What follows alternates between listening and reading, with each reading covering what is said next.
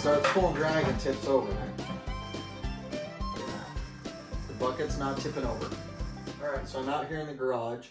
I was making a rod holder that imitates my buddy. His son made him a really cool one. His was out of those actual rod holders you can buy that have the notch.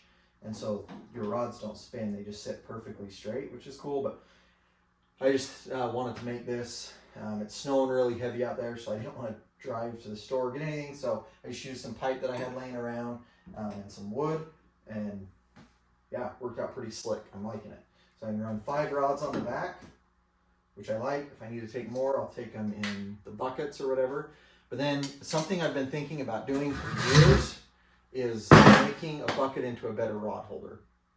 So a lot of times when I'm using a bucket for a rod holder and I'm going to be more than a step away, I will, just put it inside instead of just sitting on top.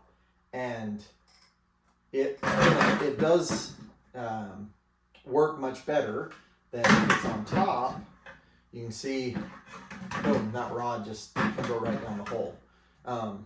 But what I've done is, so these rings actually give the bucket a little more strength. So I went right below the bottom ring, I drilled an 1.5-inch hole, and this is my longest rod, so it's going to have the most leverage. I have my drag set roughly where I would set it if I was putting it in a bucket, and put it on here so I have enough, enough height to pull drag. Look at that. The bucket's not tipping over. Where when I had it in the bucket, it starts pulling drag and tips over. So I'm going to test it out on the water. I think this is going to be a big benefit. I'm going to pop a hole in all 3 buckets that I put in my sled, and they'll be ready to hold it out. So I hope this helps. Pretty cool little setup that my friend has on his sled, and I copied, and I'm loving it.